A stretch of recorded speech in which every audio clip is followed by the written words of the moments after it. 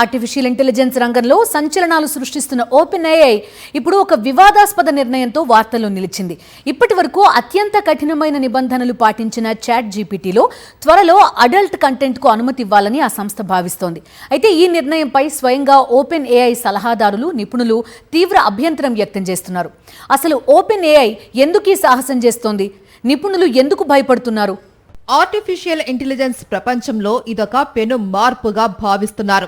Open AI CEO Sam Altman పెద్దలను పెద్దలుగానే చూడాలి అనే సూత్రంతో ధృవీకరించబడిన వయస్సు కలిగిన వినియోగదారుల కోసం అడల్ట్ మోడ్ ను ప్రవేశపెట్టాలి అని ప్లాన్ చేస్తున్నారు. దీని ద్వారా చాట్ జీపీటీలో ఎరోటికా వంటి శృంగారభరితమైన సంభాషణలకు వీలు కలుగుతుంది. అయితే ఈ బిడ్ ఇప్పుడు ఆ సంస్థలోని సలహాదారులనే భయపెడుతోంది. దీనివల్ల సమాజంలో అనైతికత పెరగడమే కాకుండా ఏఐ మోడల్స్ దుర్వినియోగమయ్యే ప్రమాదం ఉందని వారు హెచ్చరిస్తూ ఉన్నారు. ముఖ్యంగా యువతపై ఇది ఎలాంటి ప్రభావం చూపుతుందో అన్నది ప్రధాన ఆందోళన.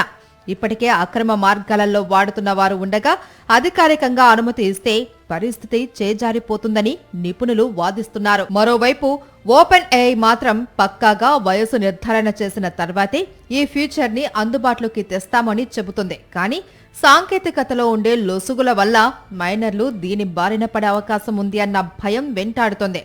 ఇప్పటికే ఇతర ఏఐ సంస్థలు ఇలాంటి కంటెంట్ ను అనుమతించడంతో పోటీని తట్టుకోవడానికి ఓపెన్ ఏఐ ఈ నిర్ణయం తీసుకుందా అనే ప్రశ్నలు కూడా తలెత్తుతూ ఉన్నాయి. ప్రస్తుతానికి ఈ అడల్ట్ మోడ్ విడుదలను ఓపెన్ ఏఐ కొంతకాలం వాయిదా వేసింది. సాంకేతికపరమైన భద్రతను మరింత కట్టుదిట్టం చేసిన తర్వాతే దీనిపై ముందడుగు వెయ్యాలి అని చూస్తోంది. ఏది ఏమైనా ఏఐ పరిధి ఎంతవరకు ఉండాలి అనే చర్చకు ఈ నిర్ణయం మళ్లీ తెరలేపింది.